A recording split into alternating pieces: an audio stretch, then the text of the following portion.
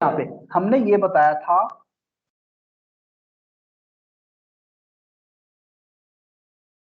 ये हमारा ब्रोंकी है, इस ब्रोंकी से अटैच है हमारा ये जो लंग्स है, एक लेफ्ट लंग एक राइट लंग। ठीक उसके नीचे हमने जो बनाया था वो इस तरह का ये एरिया है।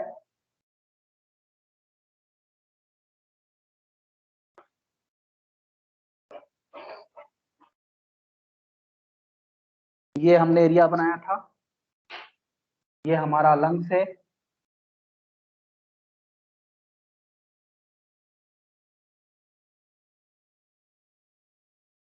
हमने बहुत ज्यादा गैप कर दिया, इतना गैप नहीं होना चाहिए।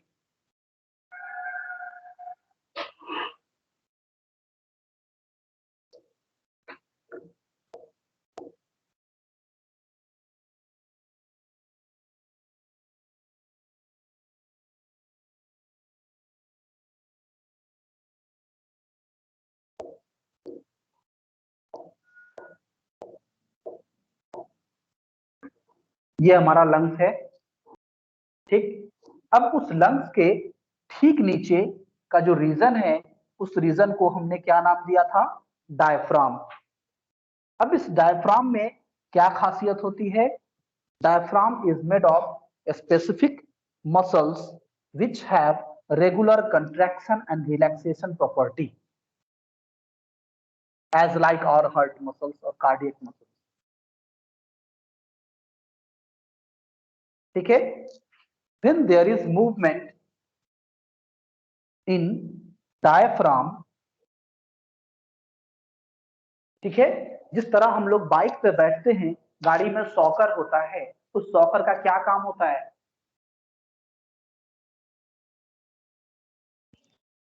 सर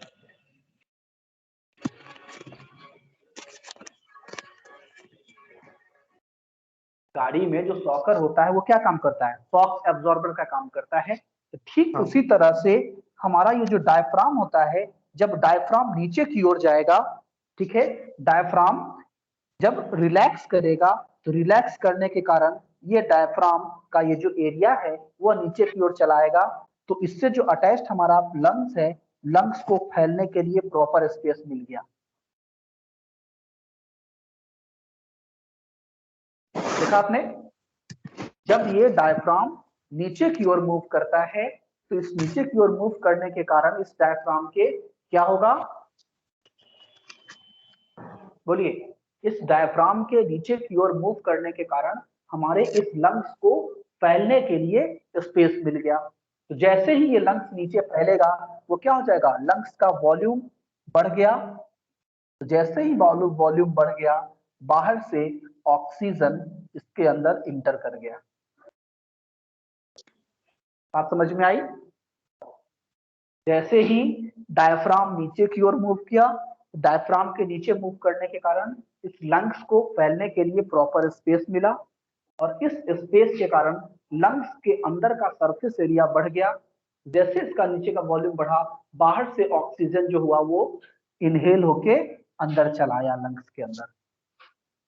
ठीक। फिर थोड़ी देर के बाद में जैसे ही हमारा ये डायफ्राम है, यह डायफ्राम इसमें मूवमेंट हुआ और यह कंट्रैक्ट हुआ। तो जैसे ही ये डायफ्राम कंट्रैक्ट हुआ, ये डायफ्राम ये ऊपर की ओर चला आया, नीचे से ऊपर की ओर मूव कर गया। और इसके कारण क्या हो जाएगा? इस लंग्स के वॉल पर एक प्रेशर पड़ता है, जिस प्रेशर के कारण क्या होगा? हमारा लंग्स का वॉल्यूम कम हो गया। तो जैसे ही लंग्स का वॉल्यूम कम हो गया, तो कम होने के कारण क्या हो जाएगा? इसके अंदर जो कार्बन डाइऑक्साइड था, अब ये जो कार्बन डाइऑक्साइड है वह क्या हो जाएगा? बाहर निकल जाएगा। This is the mechanism of breathing. आप समझ में आई या नहीं?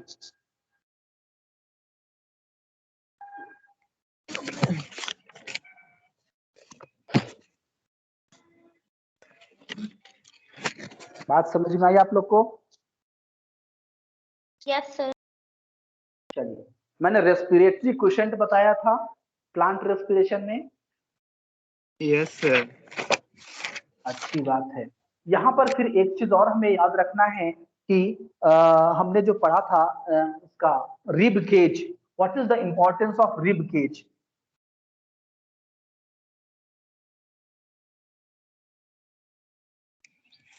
सर हम बताएं? बताइए। सर प्रोटेक्शन प्रोवाइड करता है। हाँ, किसको प्रोटेक्शन देगा? लंग्स और हार्ट को। हाँ, हमारे लंग्स और हार्ट को प्रोटेक्शन देने का काम कौन करता है? हमारा रिब केज। ठीक है। यस इस सर। तरह से आपका ये breathing and exchange of gases, ये जो हमारा टॉपिक है, ये खत्म हुआ। खत्म हो गया चैप्टर? तो क्या इसमें आपको पढ़ना है? ह्यूमन रेस्पिरेटरी सिस्टम का फिगर ड्रॉ करना है, किस एरिया का क्या काम है, ये आपको याद रखना है। इसमें मैंने लैरिंग्स फेरिंग्स ये नहीं बताया है। लैरिंग्स का क्या काम होता है? सर वो साउंड प्रोडक्शन में हेल्प करता है। हाँ, साउंड प्रोडक्शन में हेल्प करता है, इसीलिए इसको वॉइस बॉक्स भी कहते हैं, लैरिंग्स को। ठीक है। उसके बाद फेरिंग्स का क्या काम होता है? ये फूड और एयर इसके मूवमेंट में मदद करता है।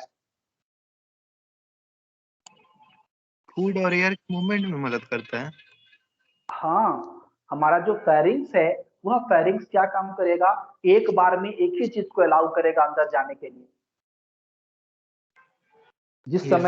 जिस समय हम लोग फूड को गटकते हैं, उस समय थोड़ी देर के लिए, कुछ सेकंड के लिए, खाना गटकने में कितना सेकंड का समय लगता है? 1 सेकंड। उस हाँ। 1 सेकंड के लिए वो जो हमारा विंड पाइप है वो ब्लॉक हो जाता है।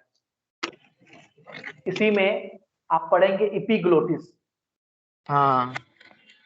इपीग्लोटिस भी क्या होता है? यूनिडायरेक्शनल वॉल होता है। ठीक है। स्लेप लाइक स्ट्रक्चर होता है। हाँ, तो ये मैंने नहीं बताया है आपको। Thin elastic cartilage flap called epiglottis to prevent the entry of food into the larynx. Yes yes yes. तो सर बुक में लिखा हुआ है। on the next day we have to study about body fluid and circulation. Sir इस chapter में क्या पढ़ना था? कुछ बुझाया ही नहीं, इतना कम। इस चैप्टर में आपको पढ़ना है breathing and exchange of gases. तो ब्रीदिंग क्या होता है? ऑक्सीजन को लेना, कार्बन डाइऑक्साइड को छोड़ना, दैट इज कॉल्ड ब्रीदिंग। हाँ। ठीक है। और गैसियस एक्सचेंज ह्यूमन बॉडी में होता कैसे है?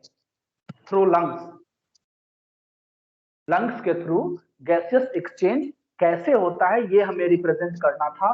तो हमने ये रिप्रेजेंट कर दिया कि कैसे ऑक्सीजन अंदर आता है और कार्बन डाइऑक्साइड बाहर जाता है with the movement of diaphragm and lungs का मसल। लंग्स में कौन सा मसल होगा? वॉलंटरी या इनवॉलंटरी? वॉलंटरी। कैसे? आप लंग्स के मूवमेंट को कंट्रोल कर सकते हैं? नो नहीं। सर। नहीं कर सकते, तो ये इनवॉलंटरी मसल हुआ ना। ठीक है। जिसको नहीं कंट्रोल कर अगले सकते दिन हैं वो वॉलंटरी होता है। जिसे हम कंट्रोल नहीं कर सकते, दैट इज इनवॉल्यूंटरी एक्शन। सर पलक जगह पकना भी इनवॉलंटरी होता होगा। ये भी इनवॉल्यूंटरी है, वॉल्यूंटरी नहीं है। हम जब चाहे तो पलक का झपकना रोक नहीं सकते हैं। Yes sir. ठीक है। हमारा मसल्स जैसे हाथ पैर गर्दन, ये सब का मूवमेंट हम रोक सकते हैं। That's why this is called voluntary action. हम जब चाहें तब हिलाएंगे, नहीं चाहेंगे तो नहीं हिलाएंगे। ठीक है। लंग्स का, इंटेस्टाइन का, हार्ट का, इस तरह के मसल्स में जो मूवमेंट होता है, ये मूवमेंट हम रोक नहीं सकते, कंट्रोल नहीं कर सकते, इसलिए इसे कहते हैं इनवॉल्यूंटरी एक्शन। चलिए ठीक है, फिर नेक्स्ट क्लास है मेरा सेकंड पीरियड में। तो अगले दिन हम लोग पढ़ेंगे बॉडी फ्लूइड एंड सर्कुलेशन।